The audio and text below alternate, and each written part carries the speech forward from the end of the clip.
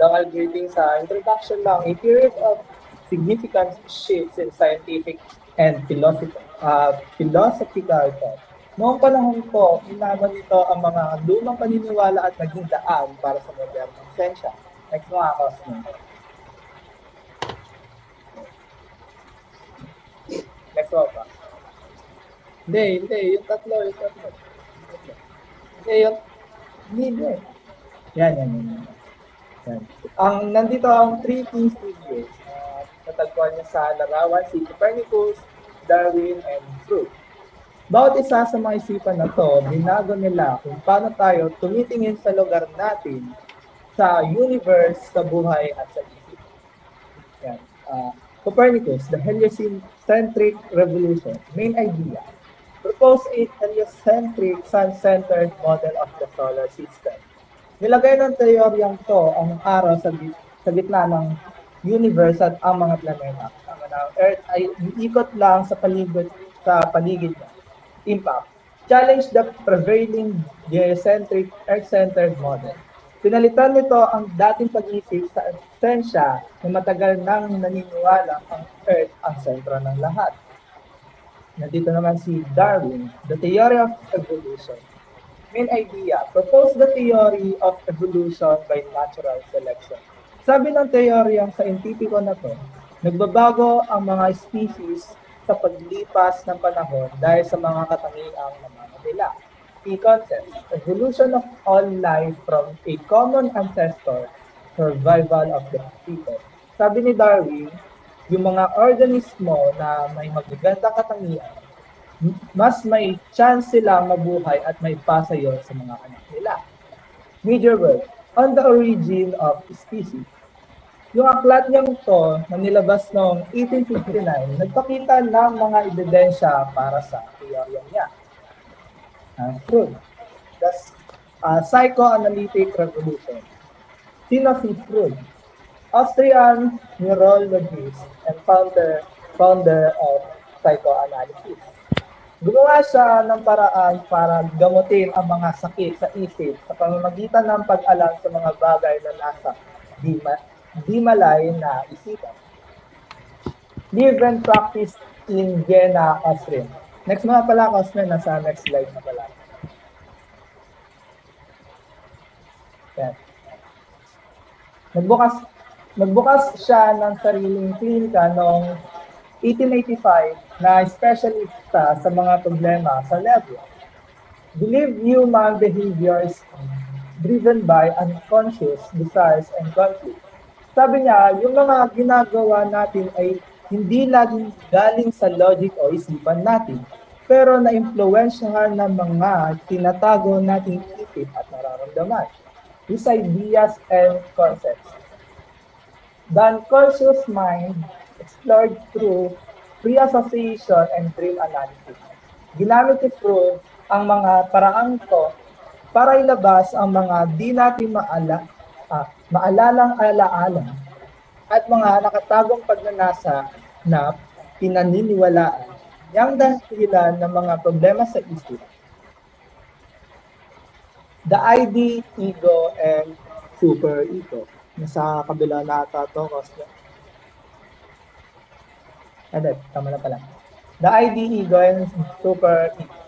Ito yung tatlong parte ng modelo niya sa pag-iisip na kumakatawan sa instinct, realidad, at moralidad ayon sa pagkakasunod. The Oedipus complex. Idinidiin ng konseptong ito ang di malay na gusto ng bata sa magulang na kabaliktaran ang gender at ang pakiramdam ng kompetisyon sa magulang na kapareho ng gender. The psychosexual stages of development. Naniniwala siya na nabubuo ang personalidad sa iba't ibang stages na nakatuon sa iba't ibang bahagi ng katawan at yung mga di nalutas na problema ay maaaring magdulot ng fixation. Legacy and works. Develop psychoanalytic theory and the psychoanalytic method of treatment. Sobrang laking impluwensya ng gawa niya sa modernong psychotherapy at sa pag-unawa natin sa isip ng tao. Major works, The Interpretation of Dreams, 3 essays on the theory of sexuality, civilization, and its discoveries. Naglalaman ng mga aklat na to ng ilan sa pinakasikat at pangunahing ng teorya tungkol sa panaginip, sexualidad at sa papel ng lipunan sa kalusugan ng isip. And next reporter. I-discuss po natin yung two categories of instinct in Freudian psychology. So, what are instincts? Instincts are innate biological drives that motivate human behavior. So, meaning, ang instinct ay pinanganak na to or kasama na to sa pagkapanganak natin. And then, isang biological na nagmo-motivate ng human behavior. And then, according to kay Freud, ang instincts are ang primary determinants of human behavior. Meaning, sila yung pangunahing reason paano nagiging ano yung human behavior and are divided into two main categories. So, let's report her. So, life instincts that promote survival and reproduction. So this is the meaning it is focused on the preservation of life. This is the life instinct associated with the positive emotions such as love, affection, and happiness. So this is the meaning of eros, which means it is inclined to sexual desires. So they include following subcategories: self-preservation, which is to protect oneself, and sexual instinct is to seek reproduction. Death instincts or thanatos. Dito, yung death instinct daw, nire-represent yung subconscious drive toward distraction, aggression, and return to an inorganic state, kung saan yung a state of being without the tension and conflicts of life. Dito, si Freud, nag-observe siya ng yung individuals daw often reenact traumatic events where they would repeatedly relive their traumatic experiences in dreams or thoughts, which may reflect dun nga sa unconscious pull towards sa death. Then, sinasabi rin dito na parang yung thanatos ngayon nagmamanifest ng destructive action. Parang often directed to sa sarili, like self-destructive behaviors, or sa ibang tao, like violence or aggression.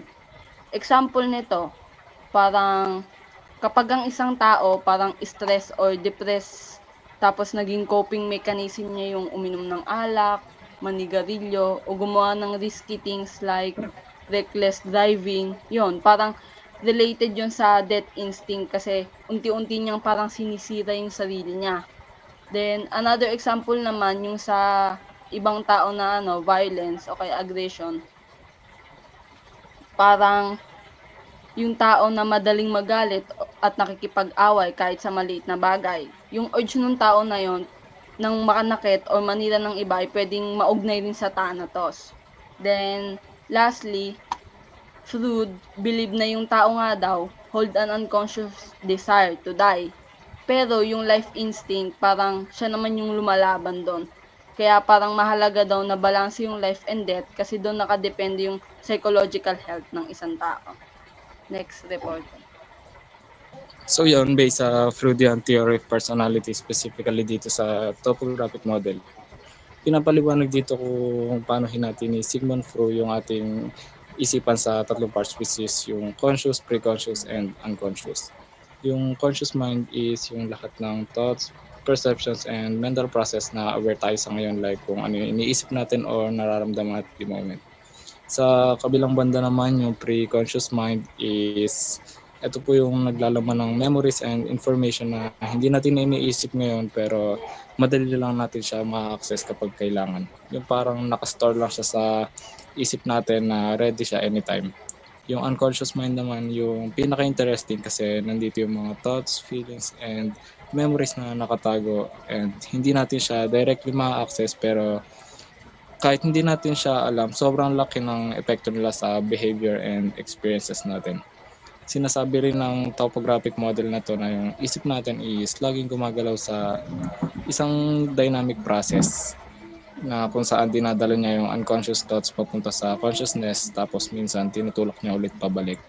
So sa madaling salita, para kay Sigmund Freud is hindi lang kung ano yung iniisip natin ngayon yung mahalaga, pati na rin yung bagay na hindi natin namamalayan pero secretly nakakaapekto na sa pagkatao natin. Next. Ayan, to give examples sa tatlo, sabi nga yung conscious mind, it contains our present thoughts and feelings. So, for example, I'm thinking about what to eat. And kayo, aware kayo na nakikinig kayo sa akin ngayon. That awareness is part of your conscious mind. And ayan, kita naman sa picture na may figure na nasa top yung conscious mind and nasa baba yung dalawa. Yung pre-conscious, informations na madali lang i-retrieve if needed. Example, hindi ko naman palagi iniisip yung birth date ng friend ko, pero pag may nagtanong kung kailan, marerecall ko agad sa isip ko. And kayo naman, pag tinanong ko kayo, anong phone number mo? Ganun. Papasok agad yun sa isip nyo. Next, nasa pinakababa naman yung unconscious mind. Pwedeng thoughts, memories na nakatago from our awareness. Example, kapag may traumatic childhood, syempre, gusto makalimutan yon. Hindi nila palaging iisipin yung nangyari. Pero it can still affect how they react to certain situations as they grow. Lalo na kapag natitrigger. Next na.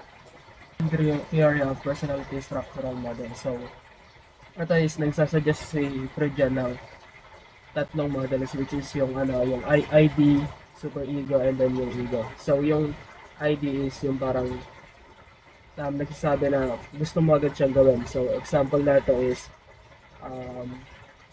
meron kang upcoming exam pero gusto mo agad maglaro agad yan and di ka na magre-review for your upcoming exam. So, ayan, gusto mo siya agad gawin without thinking yung ano yung possible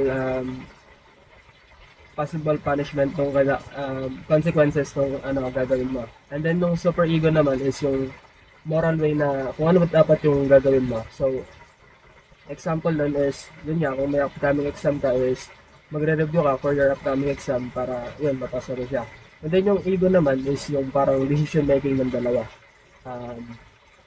So, dun naman, so kunyari, ang example din na ito is mag-aaral muna ako nun and then magkakaroon ako ng break doon and during that break time is doon ako maglalaro. And then, itong tatlong to is pagka nagkaroon na din naman ng conflict is magkakaroon din siya ng it can lead to psychological distress and yung other mental illness. Next. Just to sum it up naman po, yung psychoanalytic theory of personality by Sigmund Freud. Yung id po is number 1, much more on nature siya. Primitive po siya, instinctual and unconscious. Yung principle naman po niya, yun po, sinabi na nga po ni Carl Leona, pleasure principle po siya. It seeks immediate gratification of basic drives such as hunger, sex, or aggression po. Yun po, magandang example po dito is kunyari po naiyak po yung bata ng sobrang lakas, ang gusto niya ng candy, tapos parang gusto niya po agad makuha. Next naman po is ego. It is much more on a rational side, mas conscious siya and mas realistic yung part niya sa personality. Ang principle niya naman po, ang way of operating is yun, reality principle siya. It balances the demands of the id, the constraints of the superego, and the realities of this external world po. Example po naman dito is kunyari po nag-iisip po yung bata na naghihintay siyang umuwi. Hinihintay niya po yung nanay niya bigyan siya ng candy later. Dun kasi sa id mas mas gusto niya immediate po. Naman dito naman sa ego, mas control niya po yung iniisip niya po or yung gusto niya pong gawin.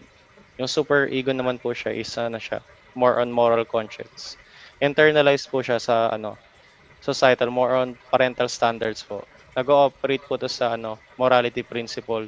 Ito na po yung nag-stripe tayo ng perfection, yung ginajudge po natin actions. Alam po natin yung tama at mali and naka-produce rin po tayo ng iba't ibang guilt or pride. Ito na po maganda example na para tuloy-tuloy na. The child feels guilty for wanting to grab the candy without paying. Ayun, kumbaga may na siya. May moral principle na alam niya yung tama at mali. Then yun, to summarize it, yung id po is I want it now. Then yung ego, let's be realistic. Then yung super ego, that's not right in terms of morality. Then next reporter po tayo. Papasok naman tayo sa relationship of the ego and superego sa tatlong level ng awareness. Alam naman natin yung topographical ay merong, ang tinutukoy lang sa topographical ay yung tatlong level ng awareness na kung ano yung context awareness natin na nangyayari sa reality o sa ating pag-iisip. Ang nasa structural model naman, yung iniisip dito ay kung yung part ng utak natin, kung anong nangyayari sa bawat part na to, na tulad ng ego and superego. Ang relation ng dalawa na ito sa topographical at structural, na ang best example nito yung iceberg na metaphor. Na kung saan sa consciousness ay nag-exist yung ating ego. At sa pre-conscious ay dito nag-exist yung pre-conscious na superego na nasa loob natin ng structural model, at yung ego. At yung id naman ay nag-exist lang mostly sa unconsciousness. Ang tatandaan nyo lang ay yung ego at superego ay nag-exist sa tatlong level ng awareness na consciousness, pre-consciousness, unconsciousness. Ang unconsciousness lang ay mostly sa na id ay nasa unconscious na. Ang sunod naman po na reporter ay si Ralph. Hello. So, relationship of the ID, ego, and superego to the three levels of awareness. Sa conscious, ito yung mga naiisip at nararamdaman mo ngayon. Sa pre-conscious naman is yung alaala na pwedeng balikan kapag kakailangan. Sa unconscious naman, nakatagong takot, alala, o pagnanasa na nakaka-apekto kahit di mo namamalayan. Sa bahagi ng pagkakatao is yung dito pupunta yung ID, ego, pati superego. Sa ID is yung gusto mo agad ng kasiyahan or hindi na naiisip kung ano yung tama at mali. Nandun ka na lang sa gusto mo. Sa ego naman is nag-iisip ka na sa tamang paraan. Binabalansa mo yung gusto at yung realidad. Sa superego naman, konsensya, alam mga tama at mali. Yun lang.